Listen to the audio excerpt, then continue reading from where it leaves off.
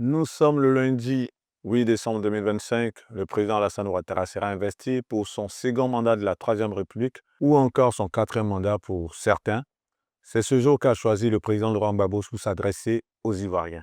Nous allons parler de tous ces sujets d'actualité avec mon invité du jour. Son nom, c'est Karim Ouattara, à ne pas confondre avec le DG de la LONASI, Karim Ouattara, que j'ai connu en son temps à Télécel avec mon ami Jean-Alain Olo Cambiré. Je profite pour lui faire un coucou. Avec mon invité, nous allons parler de l'offre de santé en Côte d'Ivoire. Il est auteur d'un ouvrage, La couverture maladie universelle en Côte d'Ivoire, l'illusion contrariée. Et en test de quatrième de couverture, il dit ceci. La couverture maladie universelle promettait une révolution sociale en Côte d'Ivoire. 10 ans après, le rêve s'est suicidé. Tarification opaque, accès inégal, bureaucratie paralysante, la mécanique est grippée, le système vacille. Pourquoi le système vacille? Pour en savoir davantage, suivez cette interview qui ne manquera pas d'intérêt.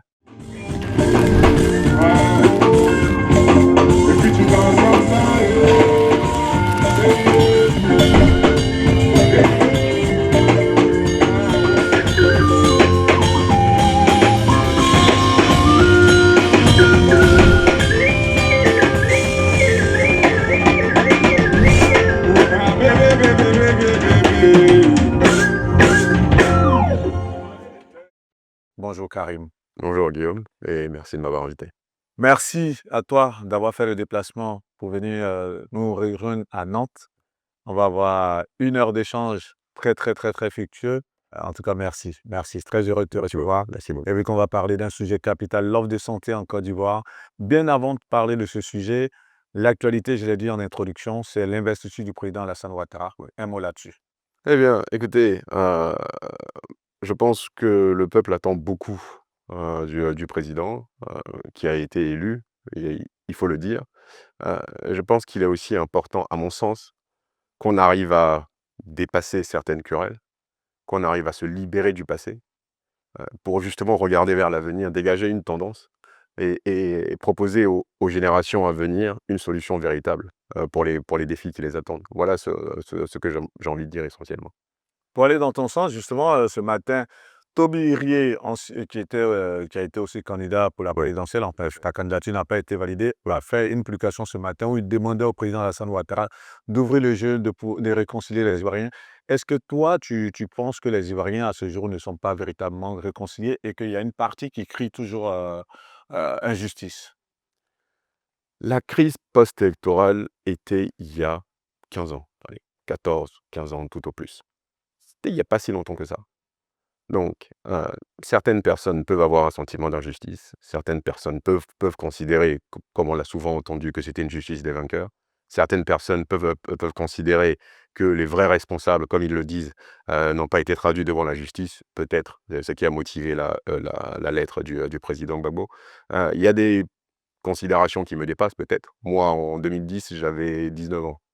Donc, ma capacité à comprendre les problèmes était peut-être limitée, était certainement différente de celle que j'ai aujourd'hui. Mais je pense que le message un peu rassembleur du président Tobillerier va dans la droite ligne de l'attitude qu'on doit adopter aujourd'hui. J'ai beaucoup de mal à comprendre ce à quoi nous servirait une attitude, j'utiliserai pas le mot dissidente, je dirais plutôt une attitude de remise en question constante, de remuer le couteau dans la plaie, comme on le dit. J'ai beaucoup de mal à voir comment cela pourra nous faire avancer, quand bien même, je suis certain que beaucoup de mal a été fait à certaines personnes. Heu, il va falloir qu'on accepte, à un moment donné, d'avancer. Mais là où Toby Hirier lui parle de fracture sociale avérée, pour beaucoup aujourd'hui, il n'y a pas de fracture sociale, tout va pour le mieux en Côte d'Ivoire. Fracture sociale, tout dépend d'où vous vous situez dans la société. Si vous êtes dans le haut château, que vous regardez d'en haut, il y a pas de fracture sociale. Si vous êtes en bas, que vous regardez en haut, c'est très difficile d'y arriver. Donc il y a une fracture sociale. Il y a des preuves, hein, biologiques qui existent, qui montrent qu'il y a des modifications en termes des dosages de cortisol et d'autres marqueurs, heu, chez l'individu qui est au plus bas de la société, tandis qu'au plus haut, vous n'avez pas ces marqueurs-là. Donc forcément, les perceptions sont forcément différentes dans une société où les inégalités existent. C'est une évidence. Vous avez compris, hein, mon invité est chirurgien orthopédiste. Donc, vous avez compris tout de suite les thèmes de santé. Il a pu faire un peu l'interface avec ce qui est euh, situation sociale en Côte d'Ivoire. On l'entend super bien. On va maintenant s'intéresser à cette adresse du président Laurent Gbagbo qui, lui, décide à nouveau de saisir la Cour pénale internationale. Un commentaire. Un commentaire, si j'en ai un à faire.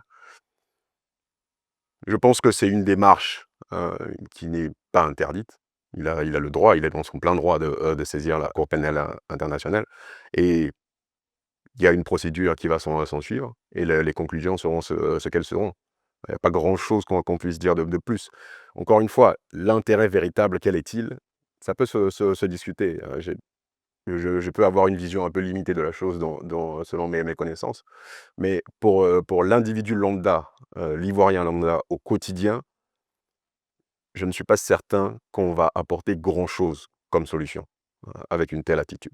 Mais ça pourrait, encore une fois, apporter un certain soulagement à certaines familles, certains individus et certains groupes qui ont souffert, c'est une certitude. Encore une fois, moi j'ai une double nationalité, on va dire, hein, en Côte d'Ivoire. Mon père est du Nord, donc Ouattara, ma mère est de l'Ouest. Donc je suis parfaitement placé, on va dire, pour, parler simplement, j'ai une vision assez aux premières lignes, de la crise et j'ai été impacté directement également. Donc voilà. Pourquoi est-ce que dans ta lecture, tu fais rappel tout de suite au fait que ton père il soit du Nord et que ta mère soit de l'Est, de l'Ouest du Oui, moins? oui. Le Pourquoi tu fais ce le rappel? pourquoi je fais ce rappel-là? Dans la lettre du président Gbagbo, il y avait une adresse vis-à-vis du fait que certains, les groupes étaient venus du Nord et cetera. Il y a un très petit passage là-dessus.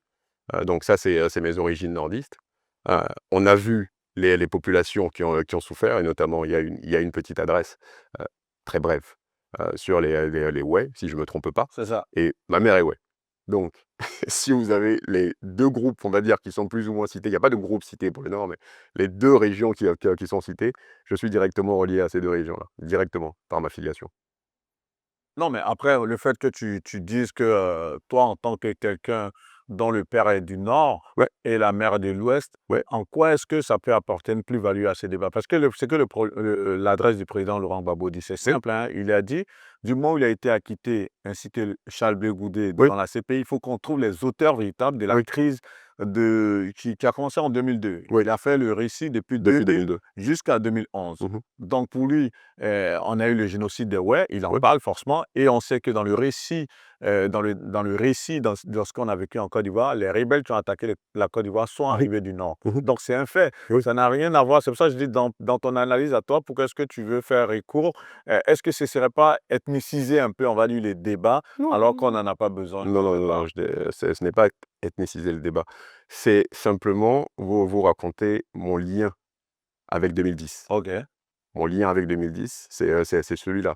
C'est que, lorsqu'il y avait cette partition, une partie de ma famille, on a directement souffert et je n'ai pas très envie de plonger plus avant, mais une partie de ma famille, on a directement souffert.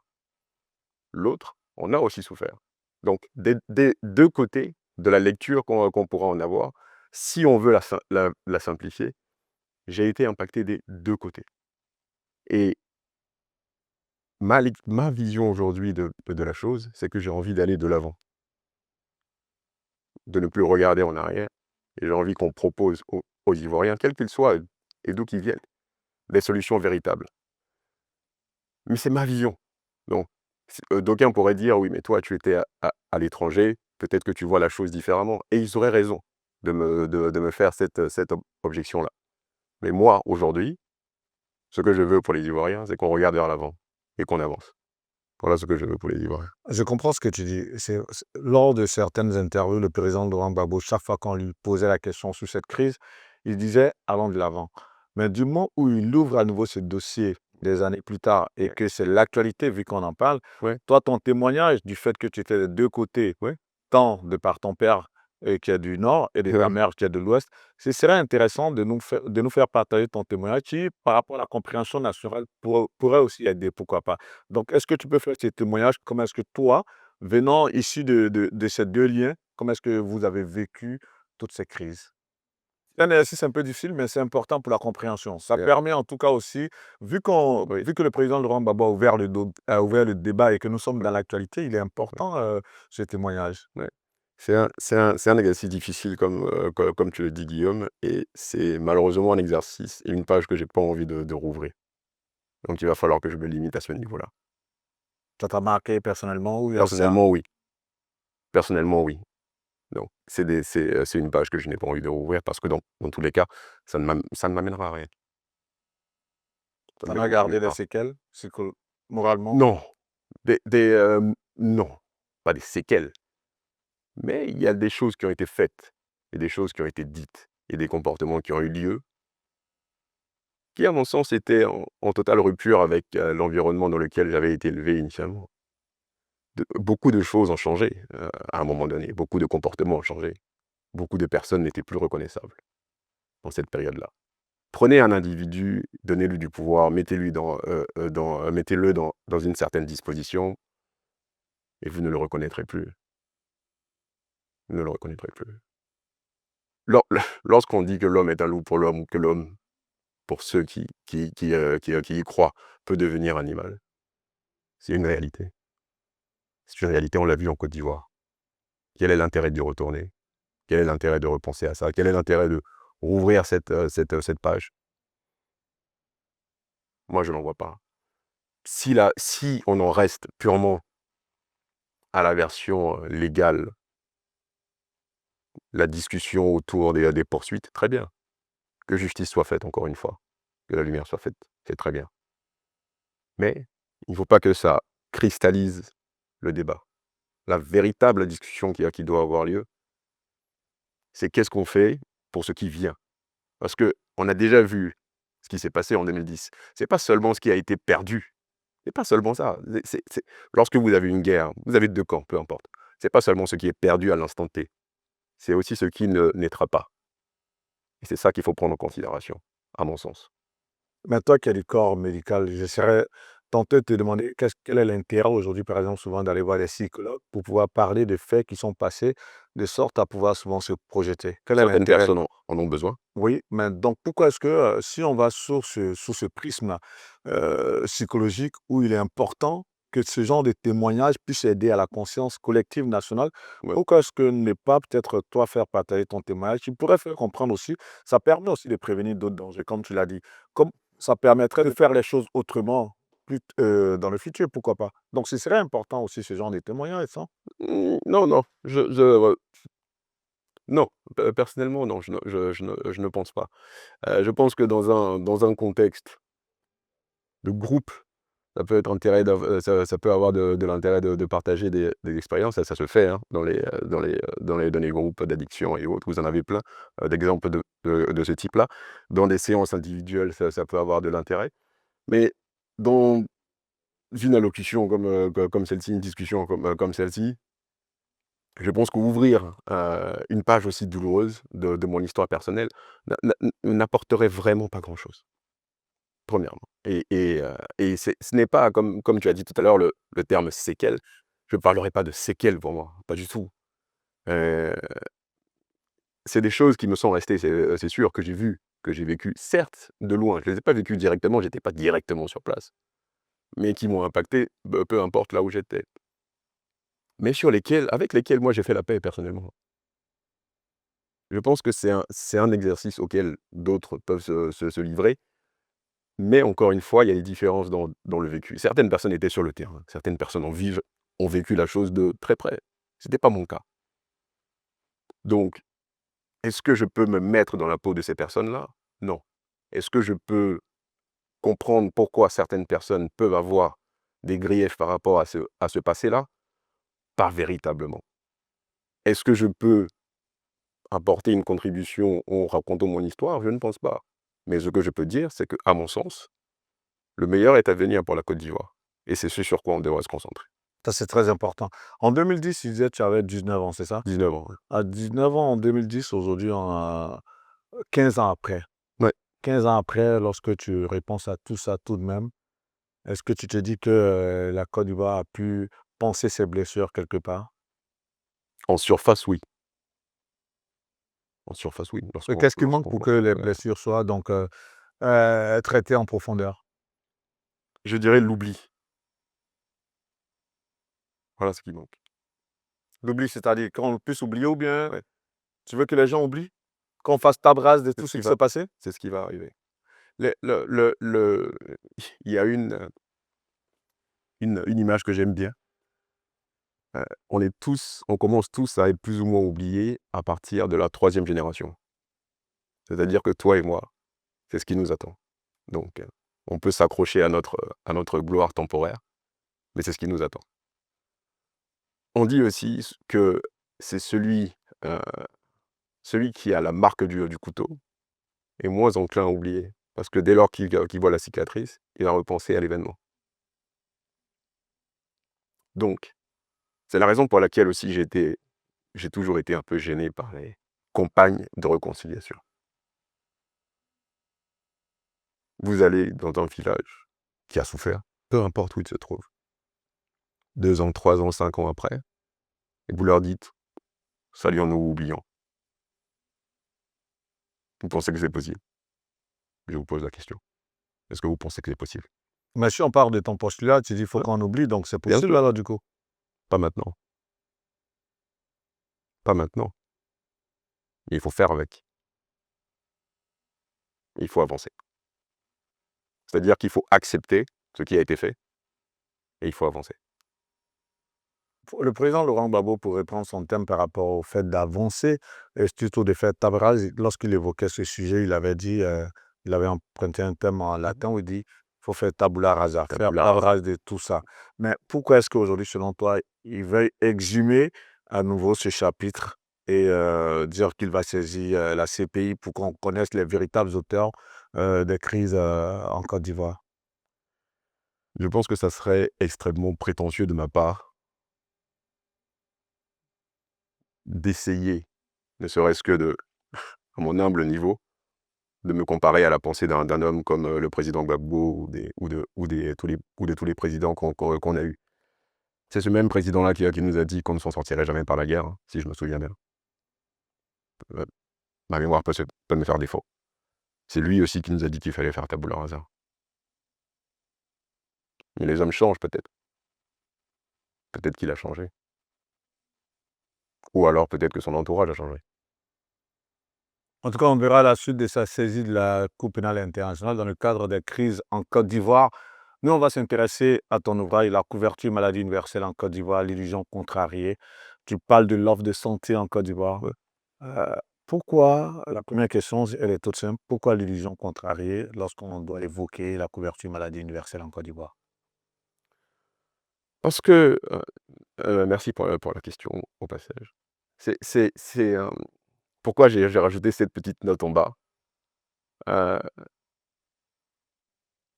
si on part, si on adhère au à l'impératif psychologique qui a rendu possible le fait qu'on est reconnu comme é évidence en elle-même, que tout homme naisse égaux et que Dieu nous a dotés de droits inaliénables. Si on considère que la santé, le droit à la santé, à une bonne santé est un de ces droits-là. La Côte d'Ivoire a par ailleurs adhéré au PIDESC et à la CEDH en 92. Tout régime, tout pouvoir, tout gouvernement qui aurait la prétention de donner une couverture universelle à sa population serait le meilleur des régimes, serait le meilleur des gouvernements. Mais il faut que ces couvertures-là soient effectives, qu'elles existent réellement. Mon constat, ça a été que ce n'était pas réellement le cas. Et on a des index internationaux à ce jour qui existent, qui nous font comprendre qu'on est encore loin de cet, idéal-là. D'où le fait que j'ai parlé de l'illusion contrariée. De manière concrète, en quoi est-ce que la couverture maladie universelle en Côte d'Ivoire serait une illusion contrariée? De manière concrète, c'est-à-dire cette couverture-là, bien entendu, dans ton ouvrage que j'ai pris, le temps de lire, tu es parti un peu des offres depuis les années indépendantistes. à l'offre que le président Laurent Gbagbo accordait aux Ivoiriens, malheureusement, et qui n'a pas pu avoir tout son accomplissement du fait de la guerre. En tout cas, cette couverture, elle a été réajustée, contextualisée par rapport, on va dire, à ce que le gouvernement peut faire pour la population ivoirienne aujourd'hui dans son aspect, on va dire, expérimental, dans sa phase pratique. Toi, tu estimes que c'est une illusion et bien plus encore au-delà de cette illusion, elle est contrariée. Donc quels sont les faits tangibles qui t'emmènent toi à dire que cette couverture maladie universelle, que l'offre du gouvernement à l'égard des populations soit quelque chose de contrarié? En quoi? De manière concrète? OK. Avant d'arriver aux faits, je pense qu'il faut d'abord partir de la conception du projet, OK. d'accord? Si mes souvenirs sont bons, encore une fois, on part d'une promesse de campagne, en 2010, qu'on pouvait se soigner avec 1 000 francs CFA. C'était ça la promesse de campagne, en réalité. Il n'y a pas réellement eu d'études, de projection sur la soutenabilité ou la viabilité d'un régime de couverture sur le long terme, avec un financement pour les personnes en mesure de contribuer de 1 000 francs CFA. Il y a eu une étude normalement en 2015, je peux me tromper, mais c'était en 2015 sur le financement, qui a mis en évidence le fait que ce n'était pas un financement pérenne sur le long cours. Donc premièrement, la conception du projet. Deuxièmement, la logique de couverture. Vous avez ce qu'on appelle, ce que Amartya Sen a appelé la croissance sans racines, qui arrive quand vous prenez un modèle qui fonctionne dans un milieu et que vous l'importez, que vous le retranscrivez chez vous.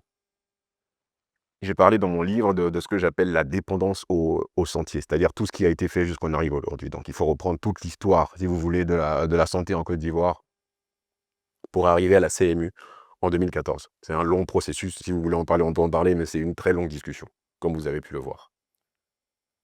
Il y a essentiellement, historiquement, 2 modèles de couverture, pour simplifier. OK. Vous avez le modèle bismarckien, qui est basé sur l'emploi, qu'on appelle le modèle assurantiel, allemand, fin du 19e siècle, qui est arrivé en même temps que la formalisation du travail. Je fais ici une parenthèse. Historiquement, le travail a essentiellement toujours été informel. La formalisation, le travail formel tel qu'on le connaît aujourd'hui et tel qu'on le pousse aujourd'hui, est relativement récent, fin 19e. C'est pas si vieux que ça. Donc, travail formel, modèle bismarckien, plutôt basé sur les cotisations, etc. et le travail et l'emploi. Deuxième modèle beveridgien, 1942, Grande-Bretagne, plutôt basé sur un financement public par l'impôt, une offre de soins accessible à tout le monde. Tout le monde a la même chose. Ce qu'on appelle la fameuse notion d'égalité en santé, à la différence avec l'équité où chacun reçoit ce dont il a besoin. Et donc, vous prenez essentiellement ces 2 modèles-là, qui n'existent plus aujourd'hui de façon individualisée, tout est plus ou moins mixte. Vous avez des rapports, de l'OMS notamment, sur le fait que dans les pays avec une informalité, donc un travail informel, de plus de 50-60%, tout système qui serait basé sur des cotisations sera vraisemblablement mis en défaut. Ces rapports-là existent. Chez nous, on a fait le choix d'un système de cotisation pour le régime contributif. Donc plutôt dominante, on va dire, bismarckienne, pour faire simple. Donc plutôt conception bismarckienne, deuxième problème dont je voulais vous parler. Ensuite, on passe dans les faits. Les faits aujourd'hui. Et j'ai donné des chiffres qui ne sont pas présents sur le site de la CNAM. Mes chiffres datent de décembre 24. À l'époque, on avait 14 millions à peu près de personnes qui étaient enrôlées. OK. L'enrôlement, encore une fois, petite parenthèse dessus, si on se souvient bien, la CMU a été lancée en 2019. Et en 2022, on a eu un décret rendant obligatoire l'enrôlement pour participer notamment à des concours de la police et autres éléments. Parce qu'à l'époque, les gens n'adhéraient pas. On avait 2-3 millions. 2022, date du décret. 2024, 14 millions d'enrôlés. Ça fonctionnait. Les gens sont enrôlés. Mais une question me venait. La loi dit que vous devez être enrôlé. Vous avez 2 modèles. Le régime général de base, contributif, et le régime d'assistance médicale non contributif pour les gens qui ne peuvent pas payer les pupilles de la nation et d'autres personnes. Mais quand j'allais sur le site de la CNAM, j'avais uniquement le nombre d'enrôlés. Donc j'ai parlé à certaines personnes, je dis mais on n'a pas le chiffre réel de personnes couvertes par ça, par ce système-là. Donc j'ai commencé à faire mes enquêtes. J'ai eu beaucoup de mal à avoir les chiffres, énormément de mal à avoir ces chiffres-là. Il m'a fallu beaucoup de demandes. En 2014, 7 millions de cartes avaient été produites sur les 14 millions d'enrôlés. Pour mon enquête dans l'un des CHU où je me suis retrouvé, beaucoup de gens vous disent « ça fait des mois, voire des années, je n'ai pas reçu ma carte ». Donc on avait un problème. Il y a eu par la suite la réponse avec les cartes in situ, etc. Mais ça, on peut en parler après. Mais en 2014, décembre 2024, excusez-moi, à l'instant où je faisais l'enquête, 7 millions de cartes. Sur les 7 millions de cartes, combien de gens cotisent vraiment? Il y a un article de France 24 qui est sorti en 24 ou 25, je ne sais plus, qui disait que, notamment aujourd'hui, dans l'informel, les gens enrôlés, il y a moins de 10% qui cotisent. Donc, 14 millions d'enrôlés, 7 millions de cartes, combien de gens cotisent? On n'a pas réellement les chiffres, on ne me l'a pas donné. Vraisemblablement, il est assez faible, premièrement, pour le RGB. Ensuite, il y a le RAM, qui est un élément très important pour moi. Le RAM, c'est-à-dire? Régime d'assistance médicale ou maladie.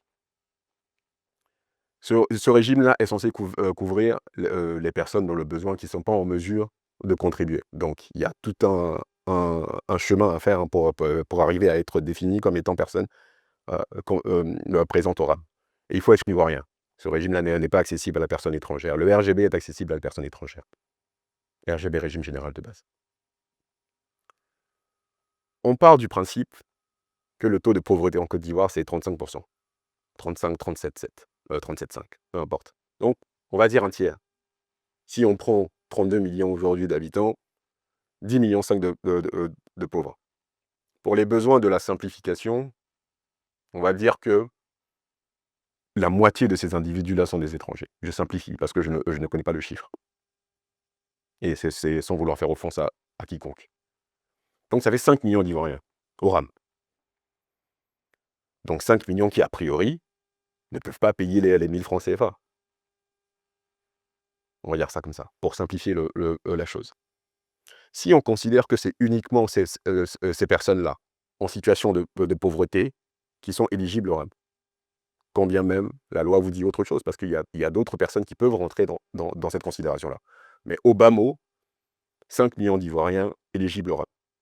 Si tu permets, pour faire plus simple, la couverture maladie universelle telle que présentée par le gouvernement ivoirien, Oui, qui demande à avoir une contribution de 1000 francs CFA, oui. comment est-ce que ça se présente de manière plus claire? Comme si c'est-à-dire si tu t'adressais à une personne qui ne savait pas c'était quoi le fonctionnement de la couverture maladie universelle avant qu'on décèle un peu les insuffisances D'accord, qui t'ont amené, toi, à écrire cet ouvrage. d'accord. Comment ça se présente en tant que tel, cette couverture maladie universelle? C'est-à-dire, parce que tu as dit tout à l'heure qu'au départ, les campagnes qui ont été faites de sorte à ce que les gens puissent y adhérer, il n'y a pas eu beaucoup d'adhésion et c'est lorsqu'on a dit qu'il fallait avoir la couverture maladie universelle pour passer des concours que c'est monté jusqu'à 14 millions de personnes enrôlées et 7 millions de personnes ont leur carte. Oui. C'est-à-dire, moi, je viens en tant qu'Ivoirien, je paye les 1000 francs CFA pour ma carte CMU, donc pour ma couverture maladie universelle.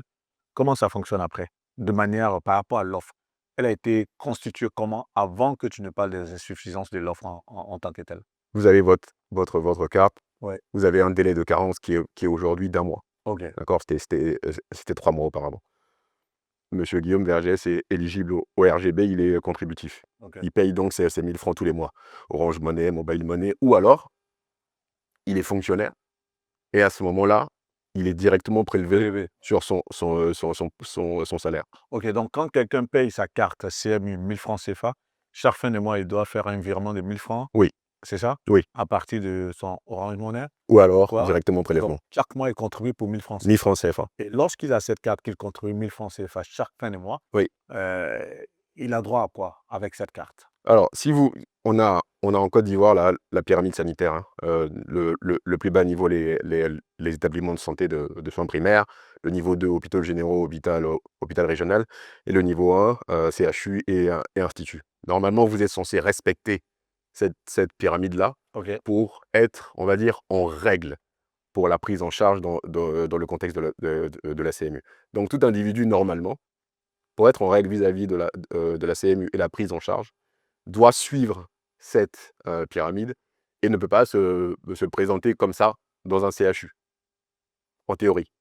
Ce n'est pas réellement ce qui est fait en pratique. Ok. Et donc, vous avez un petit palu, C'est ça. vous allez dans un centre primaire, espérons pour vous qu'il soit doté en laboratoire d'analyse médicale, ce n'est pas toujours le cas. Avec votre carte, vous avez automatiquement, pour certaines pathologies, parce que le panier est quand même, il est plus de bien fourni pour Ça un couvre pas pays à... toutes Non, les... pas du Ok. tout. Ça Ok. ne peut pas tout couvrir, c'est pas possible. Ok. Le panier couvre en tout cas la prise en charge du paludisme. Donc toute votre prise en charge pour le paludisme, avec le traitement et tout ce qui va avec, 70% vous seront automatiquement retirés et vous allez payer 30%. Ok. 30% si vous n'avez pas d'autres couvertures complémentaires. Vous allez payer 30% de votre poche. Le ticket modérateur qui reste est de 30%. C'est ce qui devait être fait également avec l'AMU en 2000 et c'est à peu près ce qui est fait ici en France. C'est-à-dire qu'on calque plus ou moins notre système sur ce qui se fait ici. Encore une fois, un modèle assurantiel bismarckien plutôt. Pour faire plus simple, pour le jeune Ivoirien qui va suivre cette interview, moi, j'ai ma carte CMU. Oui. Donc, je paye les 1000 francs chaque fin de mois, Oui. j'ai un palu. Je vais au centre de santé de Yopougon. Oui. On fait la prise de sang, on me met les perfusions, tout ça. La facture fait 100 000 francs CFA. Du Oui. moment où j'ai la carte CMU, je paye que 30 000 30 francs 000. CFA. C'est bien ça. Oui. C'est aussi simple que ça. C'est aussi simple que Mais ça. en quoi est-ce que justement une telle offre, selon toi, serait une illusion contrariée? C'est quoi les insuffisances de sorte à ce que, alors que c'est une offre qui pour moi, telle qu'on vient d'en parler, c'est aussi simple que ça. Mais Mmh. en quoi est-ce que c'est une illusion contrariée? En quoi est-ce qu'il y a des insuffisances dans l'application véritable? D'accord. La première insuffisance qu'on peut pointer, c'est l'adhésion de la population qui n'a pas été complète, premièrement. Donc les gens n'ont pas réellement compris. Ce qu'on me disait, moi, les réponses que j'avais, c'était souvent, on me dit que ça ne fonctionne pas, parce qu'en effet, vous pouvez aller dans des centres, et ça c'est réel, vous allez dans des centres et on vous dit, on ne prend pas la CMU ici. Parce que certains centres se sont plaints sur les paiements qui étaient tardifs. Ça a été aussi le cas pour la gratuité. Les paiements arrivent tardivement, les hôpitaux n'arrivent pas à recouvrir tous les frais qui ont été engagés parce que vous attendez que l'État vous paye après. C'est ça. Donc, les paiements n'arrivent pas pour certains. Donc, premièrement, au niveau des centres, des informations au niveau du patient. Première chose. Deuxièmement, au niveau des centres, certains centres refusent la CMU en vous disant on peut pas, ça ne fonctionne pas, on ne prend pas ça ici. Ce qui, en théorie, encore une fois, n'est pas vrai. Les médecins sont censés prescrire sur des bons CMU pour les prescriptions. On a un modèle multi-payeur en Côte d'Ivoire, donc vous avez bon CMU, bon MUGFSI, bon tout ça, ce qui complique complètement le tableau, mais c'est l'état aujourd'hui. Donc les médecins sont censés prescrire, et donc vous avez aujourd'hui certains médecins qui demandent une contribution pour prescrire sur ces fameux bons CMU, parce qu'en effet, disons que le remboursement, certes, peut être irrégulier, mais en plus, les actes sont assez faiblement rémunérés. Donc ça, c'est des problèmes qu'on a aujourd'hui. En dehors de tout ce que je vous ai cité avant sur le fait que les gens n'avaient pas la carte et sur le fait que les gens ne contribuaient pas. Donc si vous avez un modèle, premièrement, si on repart au début, vous avez un modèle assurantiel. Vous avez une couverture qui, à mon sens, et ça on peut en parler après, devrait être complète. Parce que vous ne devez pas faire, dans un pays comme le nôtre, et c'est là où, à mon sens, le paradigme peut être différent, vous ne devez pas amener les gens au système. Vous devez amener le système à eux. Mais il y a eu des campagnes de proximité après pour faire comprendre aux gens le bien fondé de la couverture maladie Oui, universelle tout de bien même, sûr. non? Guillaume, quel est le SMIC en Côte d'Ivoire? 75 000 francs CFA? D'accord. Vous êtes un père de famille. Vous êtes marié, vous êtes dans l'informel. D'accord? Vous avez 3 à 4 enfants. Vous avez cette facture-là devant vous de 30 000 francs CFA pour un de vos enfants. Est-ce que vous pouvez y faire face? Bah, si je cotise déjà que j'ai la CMU, Oui, je veux dire, tel que tu poses la problématique ainsi, je pourrais dire, mais quelqu'un qui n'a pas la CMU, qui a une facture de 100 000 francs CFA qu'elle doit y faire face en urgence, c'est oui. beaucoup plus complexe là, non, du coup. Retournons encore au début. Pourquoi initialement construire le système de la sorte? C'est là ma question. C'est là véritablement ma problématique. Donc, tu aurais aimé que ce soit construit comment, du coup? Le système doit être un système national. C'est-à-dire? Je vous ai dit au début qu'il était dit qu'un système assurantiel avec contribution dans les pays avec haute informalité pouvait se retrouver en difficulté. Le système national promeut cette égalité-là.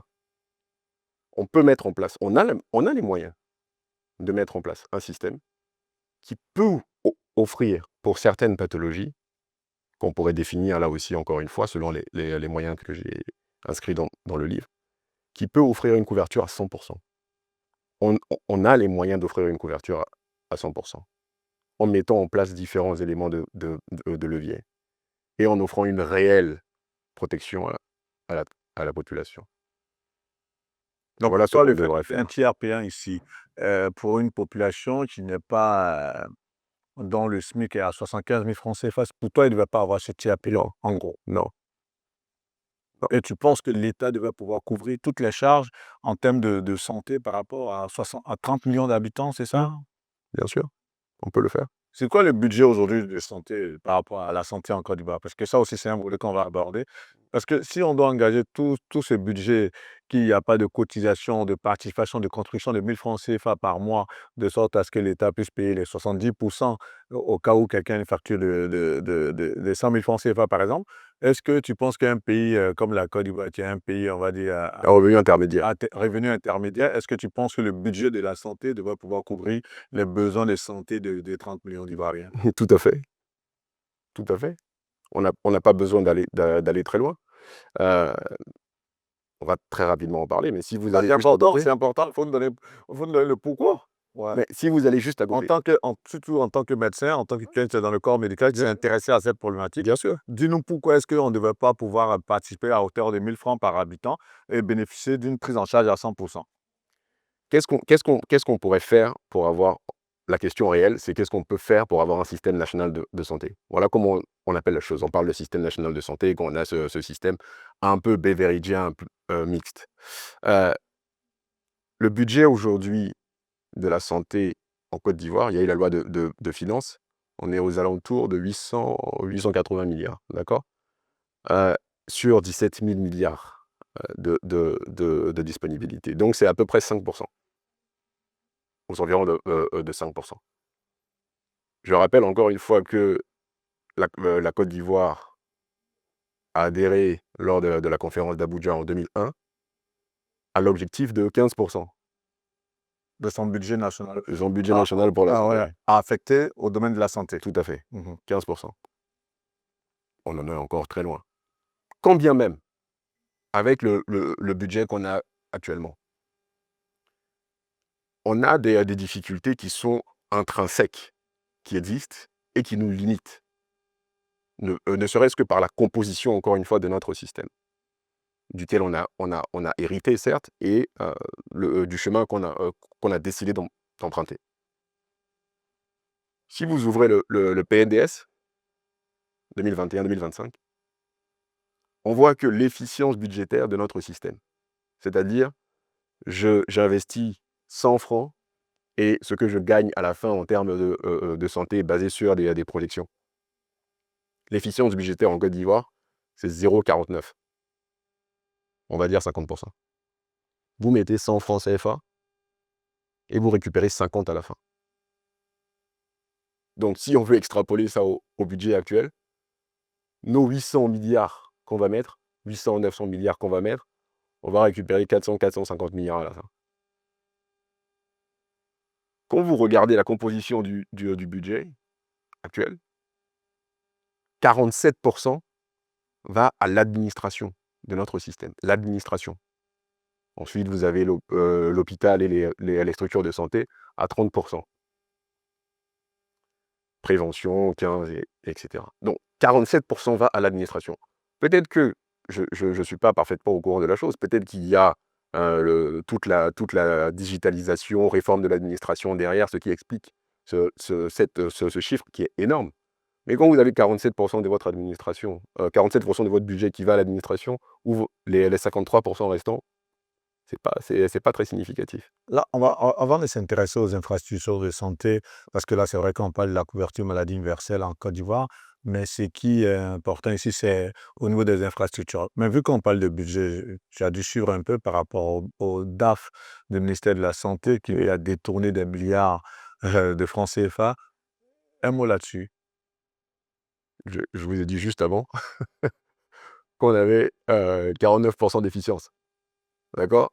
Le sous-entendu là-dessus, c'est qu'il y a des boulots d'étranglement, quelque part. Il y en a plein.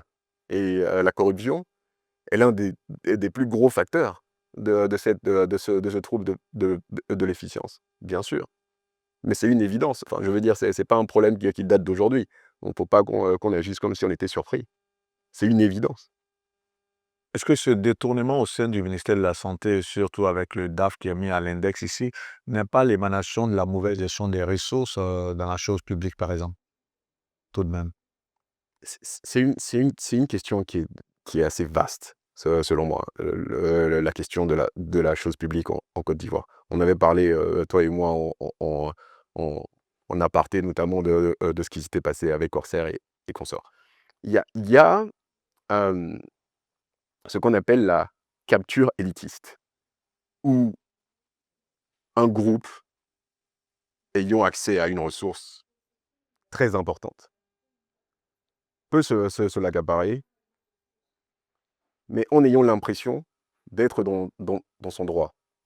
Ces personnes-là ne sont pas forcément mauvaises fondamentalement, pas du tout. Mais tout individu répond à une forme d'incitation. Tout individu. Incitation, qu'elle soit financière, sociale ou morale. Vous prenez ces trois-là, et chez certains, l'une est plus grande que l'autre. Donc, l'incitation financière couplée avec un sentiment peut-être d'impunité peut vous mener à ce genre d'action. C'est un problème qui est global, qui existe partout, qui est peut-être plus évident chez nous, mais qui existe partout. L'une des réponses, ça a été peut-être comme celle qu'a apporté Singapour, où les officiels sont payés de façon extrêmement généreuse, hein. On est à des montants énormes, et où on a un très faible niveau de corruption. Mais tout ça doit être aussi associé à on va dire, à une morale, à une attitude de soi vis-à-vis de la chose publique et du bien d'autrui, surtout. Voilà. La couverture maladie universelle en Côte d'Ivoire, l'illusion contrariée. Cet ouvrage, tu l'as écrit partant aussi d'une expérience personnelle. Oui, Est-ce que tu peux nous en parler? oui, ça, on peut en parler. J'ai grandi en Côte d'Ivoire. Moi, j'ai grandi en Côte d'Ivoire. Je suis né en Côte d'Ivoire et j'ai grandi en Côte d'Ivoire. J'ai grandi à Djamé, près de la cité Rane. Ma mère et ma grand-mère habitaient d'un côté et mon père habitait de l'autre. Donc, heu, mes parents ont beaucoup travaillé dans leur vie et grâce à eux, j'en suis là où je suis aujourd'hui. Pas parce que je suis un individu particulièrement intelligent ou particulièrement brillant, pas du tout. Je pense que j'ai eu beaucoup de chance dans ma vie. Beaucoup de chance, Guillaume. Premièrement, je suis né à la maison. On n'avait pas les moyens d'aller à l'hôpital à l'époque. Donc, heu, 20 novembre, mercredi, 20 novembre. 1991, à 5 heures, j'ai frappé à la porte et je suis venu à la maison. C'est ma grand-mère, ma grand-mère qui a une femme formidable qui m'a fait naître. Le 10 mars 2000, je fais ce que je sais aujourd'hui. À l'époque, je ne savais pas, être une hernie ombilicale étranglée. On habitait à Yopougon, Lièvre Rouge. J'étais à l'école, je fais les signes à 8-9 heures du matin. Je rentre à la maison, le 10 mars 2000, donc j'avais 9 ans, j'allais sur mes 9 ans. Ma mère m'a eu à 15 ans, donc vous rajoutez, elle avait 24 ans. Je fais les signes, ma mère est paniquée, donc elle prend la voiture, on va à Djamé, chez ma grand-mère, qui nous dit: «Allez à l'hôpital». Et on va de façon très, très ironique au CHU de Trècheville. On arrive au CHU.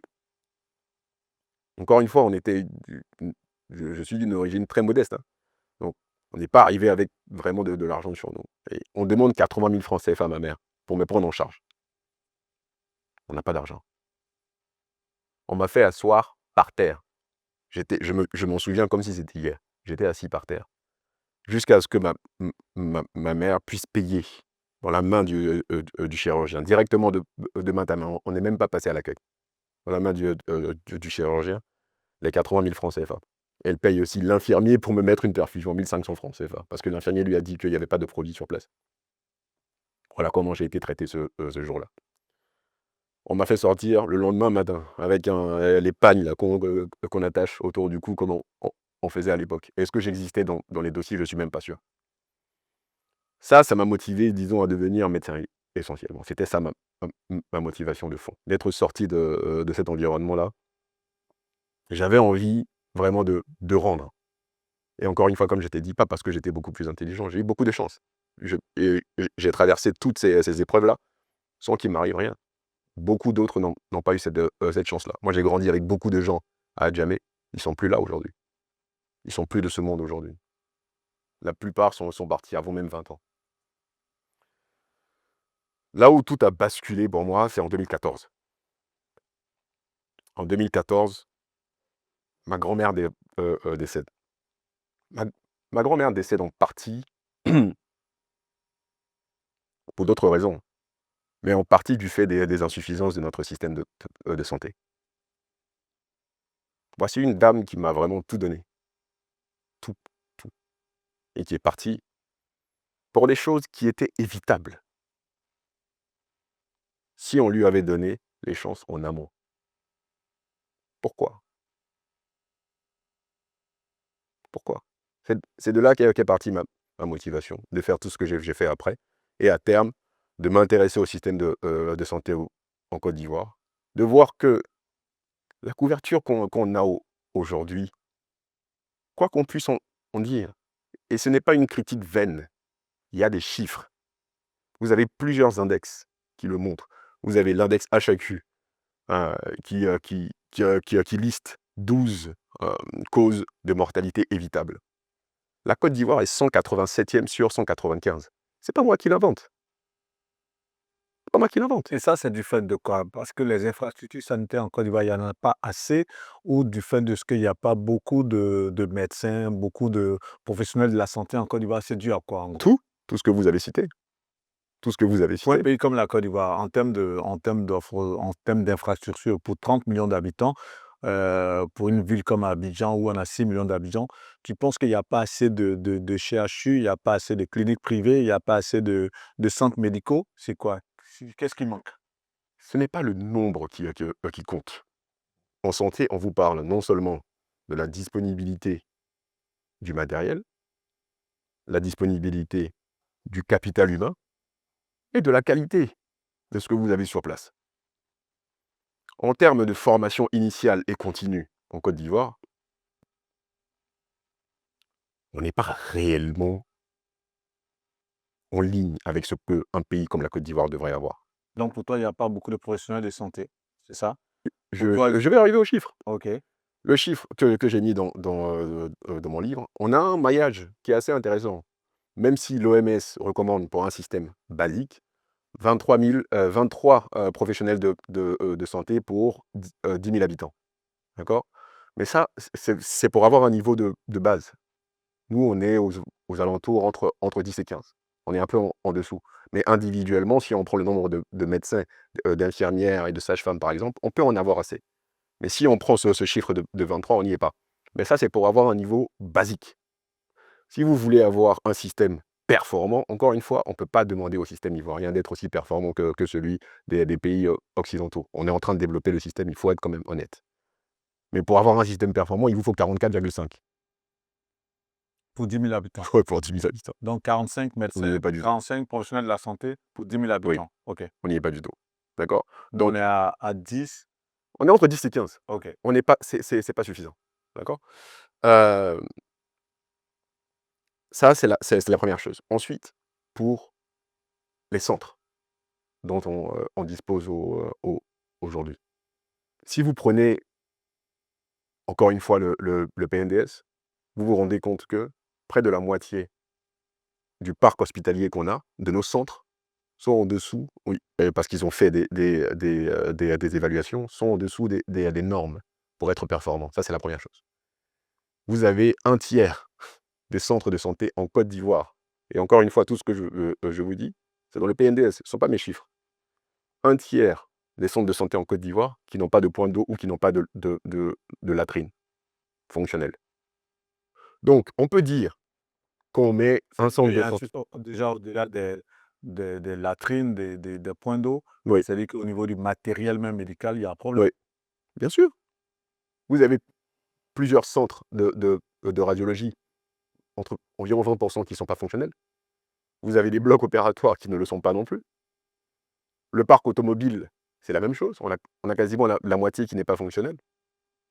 Donc, tous ces éléments-là existent aujourd'hui. On a des insuffisances qui sont réelles du système de Donc, santé. si tu dois te prononcer là à l'instant sur aujourd'hui, on va dire l'offre de santé en Côte d'Ivoire à ce jour, quelle est la vision globale? Qu'est-ce que tu pourrais dire par rapport à l'offre de santé aujourd'hui en Côte d'Ivoire? Que ce soit au niveau des infrastructures, au niveau du matériel, au niveau du personnel soignant, tout ça. Qu'est-ce que tu dois dire par rapport à l'état de l'offre de santé en Côte d'Ivoire? Je pense que pour parler de couverture universelle, en dépit du panier de soins que vous devez avoir, il vous faut une offre qui soit, sinon supérieure ou du moins également qualitative. Et nous, on n'y est pas du tout. Il y a des progrès à faire. Il y a beaucoup d'efforts dans ce domaine. Les C'est ça? progrès sont significatifs. OK. La Côte d'Ivoire est 187e sur 195, même si l'index a des limites. Il a des limites. Tous les index ont des limites. Mais si vous prenez plusieurs, vous n'allez jamais trouver la Côte d'Ivoire dans l'index moyen ou haut. Vous n'allez pas les trouver, on est dans le bas. Donc, en termes de qualité, en termes de nombre, et ce n'est pas 10 000, c'était 100 000, euh, et en termes d'offres en elles-mêmes, on est limité. On est très limité. Donc, on peut, encore une fois, passer beaucoup de temps à parler du panier de soins. On peut en parler. On peut parler des fameux 70% et sans gargariser. On peut faire tout ça. Mais la réalité, elle est là. La réalité, elle est là. Comme solution à tout ça, tu proposes pour terminer rapidement ce que tu as appelé la cité de Dieu. Ce serait quoi comme solution pour une offre de santé pour un pays comme la Côte d'Ivoire, la cité de Dieu? Avant d'arriver à ça, simplement, très rapidement, il nous faut une réflexion à long terme. Partir de nos réalités, à nous, actuellement. Quelle est notre situation? Comment on peut y remédier? Et en fonction de ça, construire un système véritable. Vous avez des gens à Singapour qui se sont assis en 1993 et qui ont produit ça, cet élément-là ici, Affordable Healthcare Act, 70 pages, tout au plus, d'accord? Où ils ont listé ce dont leur population avait besoin. Qu'est-ce qu'il faut qu'on mette en place et comment on y va? Aujourd'hui, en Côte d'Ivoire, Et tu penses que ces réflexions ne sont pas menées au sein du gouvernement ivoirien? si elles sont menées, il faut peut-être les mener à nouveau. Il n'y a aucun mal à admettre qu'on a peut-être fait fausse route. Il n'y a aucun mal à ça.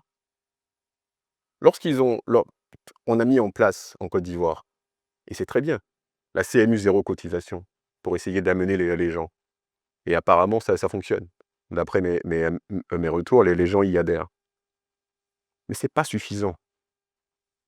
La CMU zéro cotisation, Ouais. c'est-à-dire? La CMU zéro cotisation, vous ne cotisez rien jusqu'au 31 décembre 2025. Vous ne payez rien. Mais vous allez payer vos fameux 30%. C'est très bien. C'est un bon début. C'est un bel effort. Ça, c'était pas un Mais effet de faisons plus. campagne pour... C'est possible. C'est possible. Faut voir ce que ça va donner en 2026. Je ne vois pas le futur, je ne sais pas ce qu'ils vont faire.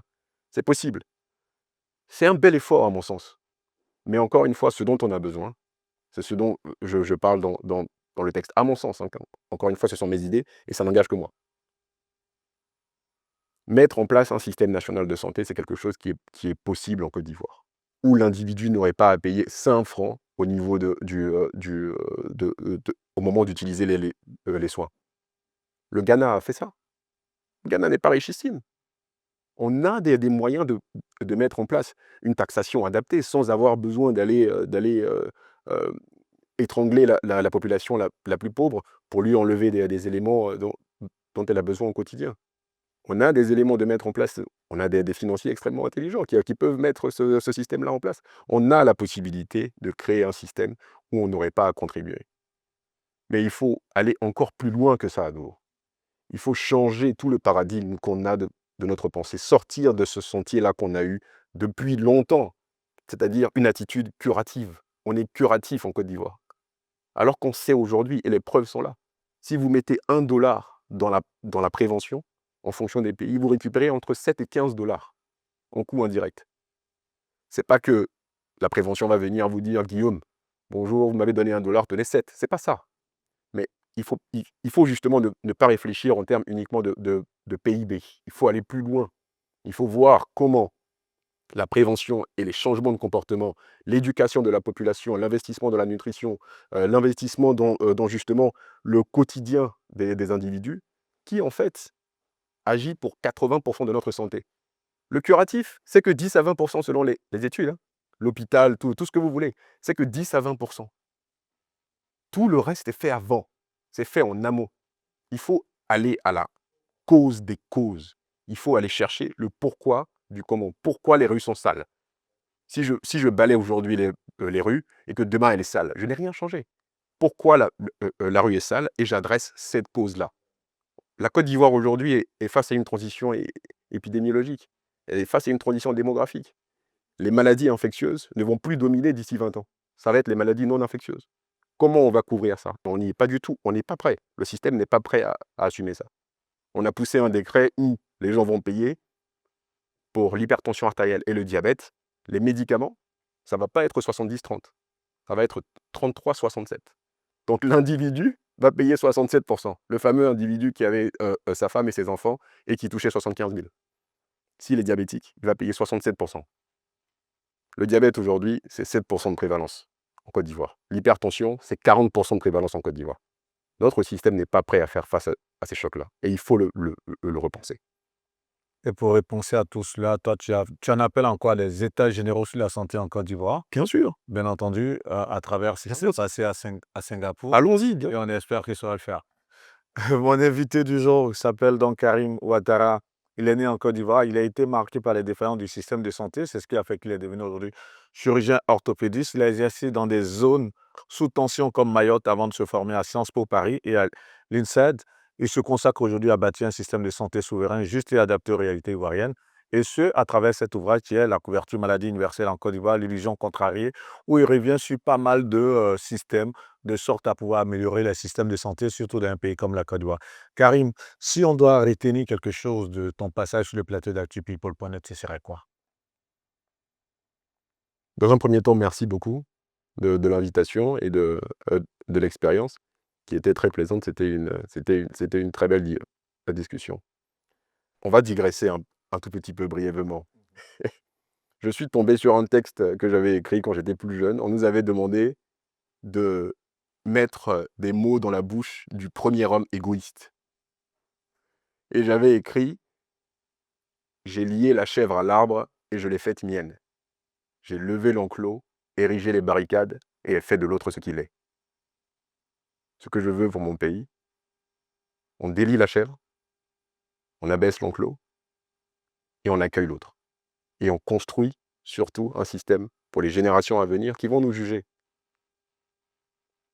Un système pérenne, un système souverain, un système où on n'aura pas constamment à tendre la main et à éternuer dès que le président Donald Trump a froid. Voilà ce que je veux pour mon pays. Et on a les moyens de le faire. Il nous faut une volonté, il nous faut du courage, il nous faut du sacrifice, mais on a les moyens de le faire. En tout cas, merci. Merci beaucoup. Merci déjà pour ton passage. Ce que moi, je retiens surtout, c'est de savoir que selon l'offre de Karim, on n'a pas à contribuer ou bien à cotiser 1000 francs CFA pour avoir une couverture maladie universelle en Côte d'Ivoire. Ça peut se faire gratuitement. Et c'est ce qu'il donne comme solution au niveau du chapitre La Cité des Dieux. La Cité des Dieux, moi j'ai été très très heureux en tout cas de le recevoir. C'est vrai qu'on a passé en revue les sujets d'actualité. Aujourd'hui, nous sommes le lundi, comme je l'ai dit, 8 décembre 2025. Aujourd'hui, c'est l'investiture du président Alassane Ouattara. Aujourd'hui, le président Laurent Gbagbo a relancé le débat par rapport à la Cour pénale internationale. On a parlé de tous ces sujets et surtout, on a parlé de l'offre de santé en Côte d'Ivoire avec Karim Ouattara, qui est chirurgien orthopédiste. Je voudrais profiter de cette interview pour dire grand merci à tous ceux qui nous suivent. Grand merci à tous ceux qui nous soutiennent. J'ai été récemment à Nice et j'ai vécu une très belle expérience avec les anciens de Nice, avec qui j'ai eu des échanges constructifs. Et je voudrais dire merci à monsieur Jean-Jacques Dofou. Merci pour la force. Vraiment, ça m'a touché. Je profite aussi pour dire merci à mon vieux père Ziao à Nantes. Merci à notre partenaire de tous les jours, les restaurants chez Marie-Ange à Nice, qui vient d'ouvrir donc une seconde adresse. Tu connais bien l'adresse. Excellent Donc, restaurant, là. J'ai passé beaucoup de temps là. René Clémenceau, voilà, à Nice. Et aujourd'hui, au 11 bis Remaldi à Nice. Vous pouvez retrouver notre adresse par rapport au restaurant chez Marie-Ange. Ça a été un plaisir, en tout cas pour moi, de conduire cette interview. J'espère que vous allez prendre plaisir à suivre. On a été sur une problématique très, très vaste. La santé, c'est une problématique très, très importante, mais très vaste. On aura l'occasion d'en décortiquer d'autres, surtout parlant de santé, bien entendu. On ne peut pas évacuer ce genre de sujet le temps d'une interview d'1 heure de temps. Et on aura d'autres plateaux, bien entendu. Après, ici, tu m'as dit que tu partais à Mayotte. Mayotte, oui. Pour Un an, temps? un an, Pour 1 an. un an, oui. Bah, dans 1 an, on se retrouve On sur se ce livre. retrouvera ici, bien sûr, pour le Merci. 2e livre. OK, avec grand plaisir. Et puis plein succès pour ce premier ouvrage. Merci. Et j'espère que ça va vraiment aider à, en tout cas, enrichir le débat sur les offres de santé dans un pays comme la Côte d'Ivoire. C'était Merci. Guillaume Vergès pour le compte d'actupeople.net. À très bientôt. Merci. Merci. If you